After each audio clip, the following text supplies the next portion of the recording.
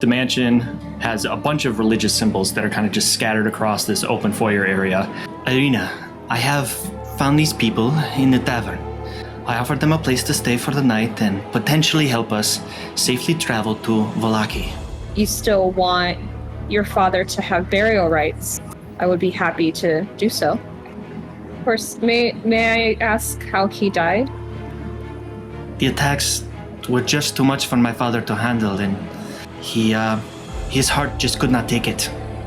Strahd has come a few times, and when he comes around, there's not much that I remember. A lot of it goes fuzzy. You see 2 puncture wounds right on the side of her neck. The Vistana in general is... Some of them are eyes for Strahd. We tend to hold our lips tight when they are around. How about we quickly examine all the stuff that we picked up? Oh, yeah. Good idea. Everything inside the house that was not in the dungeon is extremely aged and worn. The second it's pulled out, he already is shining that thing. For sure. You come across the well-to-do heavy cloak. So this heavy cloak is actually Cloak of Protection. I take it because I could use it because I only have half the HP of everybody. I will walk up to Ismark and I'll say, as we left the Durst Manor, we found this, and she produces the bottle of champagne. Irina, I do not understand. He comes to you, he kills our father, and now he gives us a glass of champagne? This man needs to die, and it will be by my hands. We have no idea who this Tatiana is. It's another one of his games that he plays. Step outside and place it upon the disc, and we'll head out from here. Does everyone have their items? Where you're headed, and that is appears to be an old, dilapidated church that has seen better days. With it being a little bit less foggy, you also see in the far distance behind the church itself, these large cliffs extend thousands of feet into the air, and sitting upon top of that, you do see now a castle that is almost looming over the entire village of Barovia. Up until the first steps that you do take in, you just hear the sound of someone letting out a scream. Father, I'm starving! Help, Father! What is that? What is that? Well, I thought we were at a church. Normal churches don't work like that. Father, I'm hungry! I was looking at Irina to see what her reaction to the screaming was. Shout, like, I'm sorry. Does anyone else hear the screaming from the floorboards? Not at all. I don't hear a thing as I stare at you just wide-eyed and pale. It is my son Doru. Please pay him no mind. Let us prepare the grave outside. You will not hear Doru from outside. It is okay. Off in the distance, not just the wind and ravens, but the sound of wagon tracks. I am so sorry to interrupt, but we seem to have company in the form of wagons heading straight this way. You do see now, and it's a tall, pale gentleman. Long jet black hair rests atop his shoulder plates. A deep red armored undercoat, tailored to his body, is of exquisite craftsmanship. Irina, I extend my condolences to the recent death of your father, Golyan. I want to extend an invitation for you to come back with me to Castle Ravenloft in efforts to ease your mourning and escape this city. Fuck this guy. Irina eases her hand that was previously on the hilt of her sword. At this point in time, you see Ismark. She will never go with you. Go back to hell where you have crawled from. And begins to run straight at Strahd. I need everyone to roll for initiative. Ismark swings out with a sword, and it just glances off Strahd's shoulder armor and making no contact at all. Strahd just sticks out his hand and grabs the hand of the sword, and then with his other hand, he ends up grabbing the throat right around Ismark and begins to raise him up off from the ground. All right, I'm going to turn to the party and be like, we should grab her, we got to go. We got to get out of here. These zombie hands begin to pull themselves out. You do see multiple swarms of bats begin to swoop in seemingly out of nowhere. Oh gosh. Oh, right at fuck. you guys. Ismark is just standing there. You see him like struggling, just trying to grasp her air, but he's unable to actually get away from Strahd's grasp.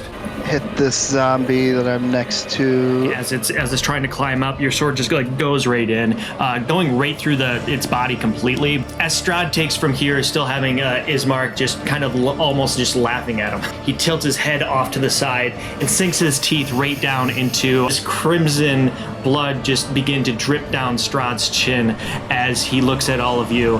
And I start dragging Irina back as far as I can. A ray of white light comes out and you see a giant skeleton hand. She pulled a dagger out, slashed at the bats, and started running directly towards her brother again. I believe I will see you at Castle Ravenloft. A cloud of smoke, him and Ismark completely disappear. Irina's sword clatters to the ground. Ismark and Strahd are nowhere in sight anymore. Well, I'm just gonna shish kebab about my rapier, like.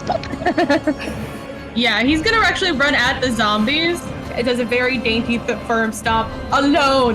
Bam! And thunder wave. Will someone please stop the nice woman before she does something? I don't know what. I could stop her with an arrow, maybe. Skeleton hand just like splats on the ground and just like firmly presses the bats into the ground and then floats back up. You guys have survived the first encounter with Strahd von Zarovich. I'm gonna shove Donovich into the mud as he's walking. There's no reason for this. We have a common enemy. No, we have an enemy. You are just a failure, and I'll just storm off. The gravity kind of hits you as well, as to you are out of your element. You all came here, some of your own volition and some just by sheer happenstance finding yourself here. I pray that you never have to meet Strahd again. But now you understand the danger that we may be in. You come upon the other main road that runs east-west. Time Fixer! Hey! Sellsword! There you are! And your friends too! You see a very familiar face of Stanimir. Where the fuck have you been? Hop in the wagon. We will go. We will go see Madam Eva. You will see that you are leaving west out of the village of Barovia. So as you guys kind of enter this area, you do see a small little encampment with plenty of Vistana that are in the area. As the wagon slows down to a stop, you are all able to get out of the wagon here. Come, the fire is warm. This is all fun. You can dance as well. Yeah, I'll do like a big guy wants to like fit in kind of thing, bob in the head, kind of chicken wing. Where are your friends? Come, tell them to sit with us. I kind of go like that. There was a wizard, a mighty wizard, that came to this land over a year ago. But when the devil Strahd himself fell upon him, I saw him thrown 1,000 feet to his death. And there was nothing left. I believe Madam Eva had just finished. So please, if you don't mind, come this way. Glints of light seem to flash from a crystal ball on the table as a hunched figure, Madam Eva, peers into its depths.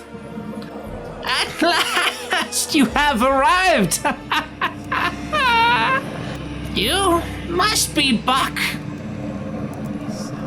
Man of stature and a mind to enhance magic. Surrounding yourself with people who care will push you to a power you can only imagine at this time. Zilgum, your life so far has proven to leave scars. Not just externally, but internally as well.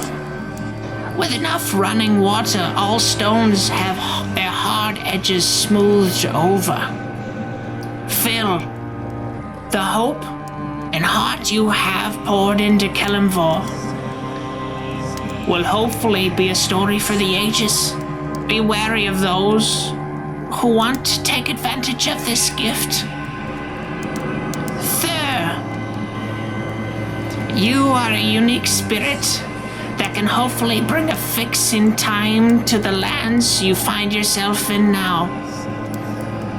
Everything isn't fixable with tools. Grow your knowledge and understanding, and never stop learning. And lastly, Robin. A life in the shadows up until now you have possessed. Potentially you are just the person to find the light.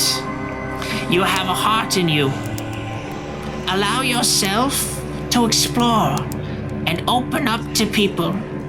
She takes the cards that she has in her hands and begins to shuffle them. Her fingers moving swiftly and manipulating the cards with ease, places the deck on the table and begins to deal out 5 different cards. The first card. This card tells of history.